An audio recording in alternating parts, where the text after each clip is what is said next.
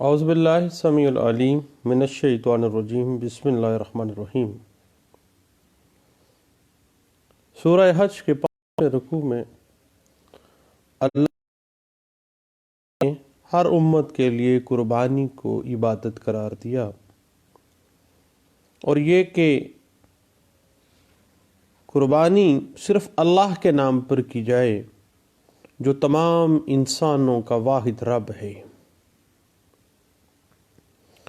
फिर अल्लाह फरमाते हैं कि खुशखबरी दे उनको जिनके दिल अल्लाह की अज़मत और अल्लाह की बड़ाई के तसव्वुर से ही लर्ज़ जाते हैं। मसाइब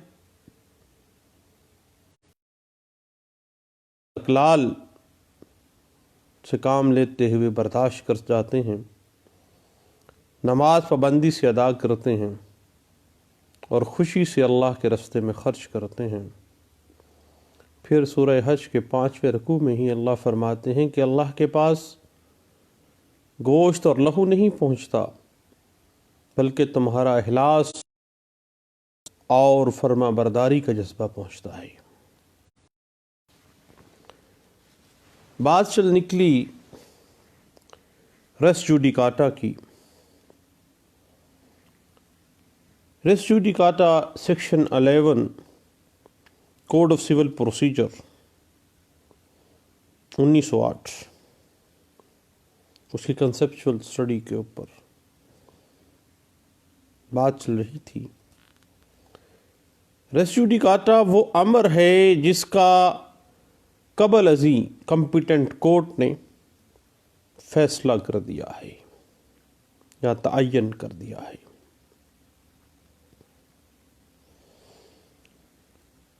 यानी वो फैसला जो कि कॉम्पिटेंट कोर्ट ने हतमी तौर पर तय कर दिया है, वो बार दे दी गई कि अब चूंकि ये मामला, ये अमर जो है ये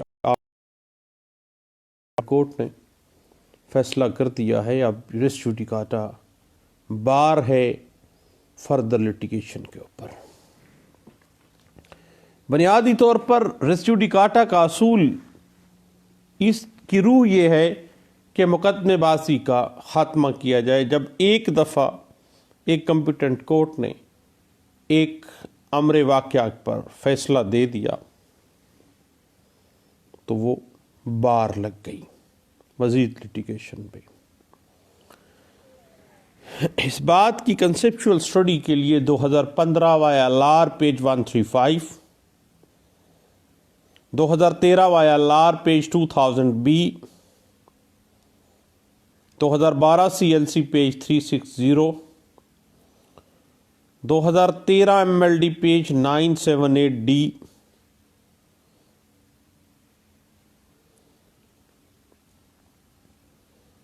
2014 वाया लार पेज 1082, 2012 MLD पेज 737, 2013 MLD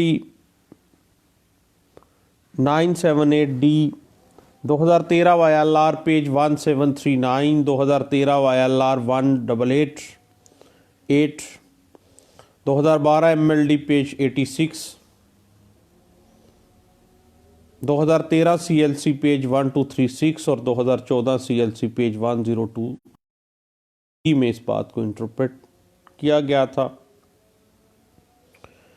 बाज़ औक़ात ऐसा होता है कि हम एक टेक्निकल सी बात जहन में आ रही थी कि हम हुक्म इम्तनाई का एक दावा दायर करते हैं, वो वापस ले लेते हैं, बाद में हम तामील मुख्तस का दावा दायर कर देते हैं, तो उस पर वो रेस जुडिकाटा अप्लाई नहीं होगा, क्योंकि वो सिर्फ़ और सिर्फ हुक्म इम्तनाई से मुतल्लिक़ था। ये स्पेसिफिक परफॉर्मेंस से मुतल्लिक़ है, नेचर ऑफ सूट डिफरेंट है। इस बात को 1991 CMR पेज 177 में, 1993 CLC पेज 2478 में डिस्कस किया गया था। उसके बाद एक और बात जहन में रखिएगा कि कभी भी कोई दावा वापस लेकर दोबारा दायरी की सूरत में बशर्ते कि आपने दोबारा दायरे की इजाज़त ली हो, तो वो कतई सूरत रेस जुडिकाटा उस पर अप्लाई नहीं होता है। इस बात में 1999 CLC page 1409, PLJ 2004 Lahore high court page 671 जो है वो इसी बात पे हमें इंटरप्रिटेशन दे देती है। उसके बाद याद रखिएगा कि रेवेन्यू कोर्ट अगर किसी प्रॉपर्टी से रिलेटेड कोई फैसला दे देती है तो सिविल कोर्ट में ये चीज़ जो है बतौर रिस जुडिकाटा अप्लाई नहीं होगा। इस बात को 1995 ST पेज 100 और 2003 CLC पेज 632 के अंदर भी डिस्कस किया गया था।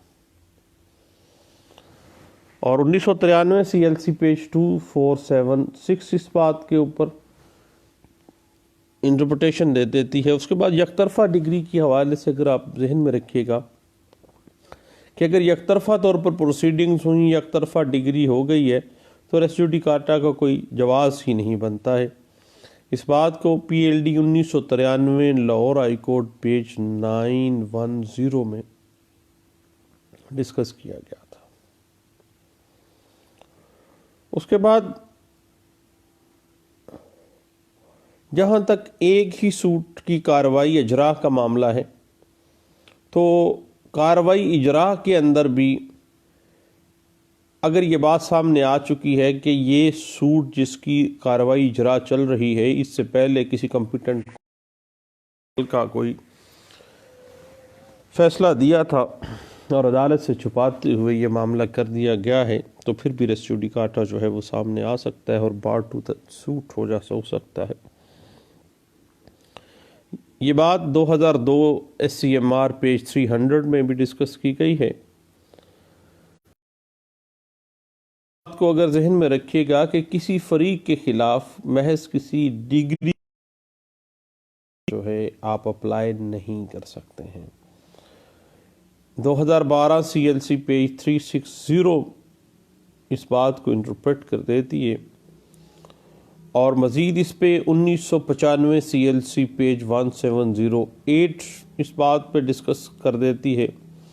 जब तक मामला है टाइटल का, तो टाइटल सिविल कोर्ट में ही डिसाइड होगा। अगर इससे पहले रेंट कोर्ट में या रेवेन्यू कोर्ट में कोई फैसला हुआ है और बाद में सिविल कोर्ट में आ गए हैं और सिविल कोर्ट में ये रेस जुडिकाटा की अप्लाई ली गई है कि ये पहले मामला रेंट कोर्ट में या रेवेन्यू कोर्ट में, तो फिर याद रखिएगा कि रेवेन्यू कोर्ट का मामला या रेंट कोर्ट का कोई भी मामला इससे, क्योंकि वो कॉम्पिटेंट नहीं थी इस हवाले से, रेस जुडिकाटा अप्लाई नहीं होगा। इस बात को 2012 CLC पेज 360 में, 1991 CLC पेज 1376 में, 2012 CLC पेज 360, 1995 CLC पेज 1708 में और 1998 SCMR पेज 451 में डिस्कस किया गया था। और इसी बात के ऊपर PLJ 1998 Lahore high court page 484 भी हमें डिस्कशन मिल जाती है। PLD 1991 supreme court page 1109, 1994 CLC page 2190, PLD 1994 Peshawar high court page 249 इस बात पर डिस्कस कर देती है और ये वाज़ेह भी कर देती है कि इंटरम एप्लीकेशन अगर दौरान मुकदमा आती है तो जब वो डिसाइड हो जाती है तो उसके बाद वही एप्लीकेशन अगर दोबारा दे दी जाती है तो रेस जुडिकाटा उस पर भी अप्लाई हो जाता है। इस बात के हवाले से 2011 CLC पेज 1573 हमें इस बात की इंटरप्रिटेशन दे देती है। अलबत्ता एक बड़ी बात है कि हुक्म इम्तनाई का जो भी दावा है उसके ऊपर कभी भी रेस जुडिकाटा अप्लाई नहीं होता है। आप जब भी कभी को मामला बनता है रेस जुडिकाटा एक ही मामले पे बार बार भी आ सकता है। इस बात को बड़े मुफस्सल अंदाज से डिस्कस किया गया था 2011 CLC पेज 1573 में। और दूसरी बात जहन में रखिएगा कि अगर आर्डर 17 रूल 3 के तहत लैक ऑफ एविडेंस आपका दावा खारिज हो जाता है तो फिर भी रेस जुडिकाटा अप्लाई नहीं होगा। नया दावा अगर दायर होता है तो उस पर बार नहीं है। इस बात को 2006 CLJ पेज 633, 2010 CLC पेज 830 में भी इस बात को डिस्कस किया गया था। और बाज़ औक़ात दावा अदम अदायगी कोर्ट फीस या अदम अदायगी कॉस्ट के बिना पर खारिज हो जाता है तो नया दावा दायर किया जाता है तो रेस जुडिकाटा अप्लाई नहीं होगा बल्कि मेंटेनेबल है। इस बात को 2012 CLC पेज 360 में डिस्कस किया गया था। और इस बात के ऊपर मज़ीद अगर आप जहन में रखिएगा कि अगर कोई दावा अदम पैरवी खारिज हो जाता है, आप दोबारा दरख्वास्त बरामदगी नहीं गुजारी जाती तो उसी काज ऑफ एक्शन के ऊपर दूसरा दावा जो है वो अब नहीं होगा बल्कि उस पर रेस जुडिकाटा अप्लाई होगा। रेस जुडिकाटा इस वजह से अप्लाई होगा कि ऑलरेडी आदम पैरवी खारिज हुआ है, आपने उसको बहाल नहीं करवाया है, तो दैन उसी काज ऑफ एक्शन के ऊपर दूसरा दावा के ऊपर रेस जुडिकाटा अप्लाई होगा। तो इस बात को 2013 ILR पेज 2 अंदर भी डिस्कस किया। और याद रखिएगा कि रेस जुडिकाटा का बुनियादी असूल ये है कि जब पार्टीज़ के किसी मुकदमे में एक दफ़ा फ़ैसला हो जाए तो ये उनके दरमियान ख़त्मी होगा। रोज़ रोज़ वो दोबारा मुकदमेबाजी नहीं की जाएगी।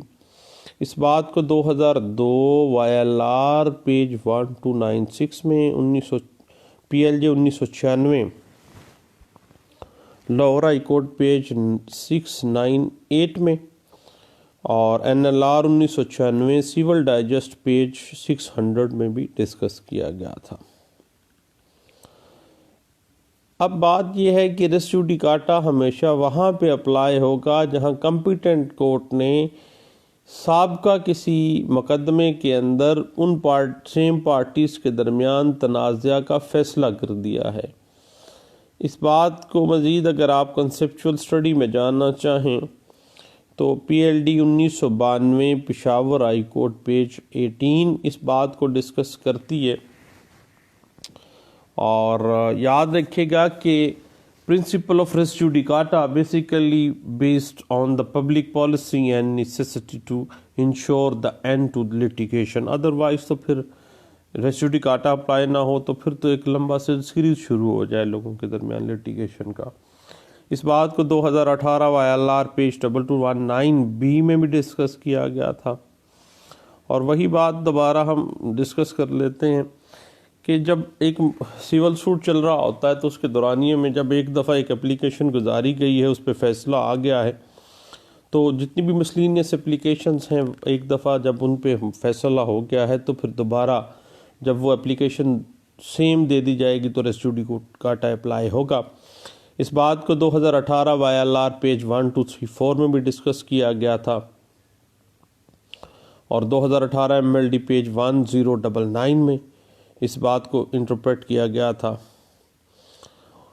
और 2017 MLD पेज 1067 में भी इस बात को वाज़ेह किया गया था कि जो अगर कोई दावा आता है ऑलरेडी वो डिसाइडेड मामला आ जाता है, अदालत के नोटिस में आ जाता है, तो मुखालिफ फरीक को नोटिस दिए बगैर रेस जुडिकाटा की बिना पर दावा जो है वो खारिज नहीं किया जा सकता और ना ही जो है किसी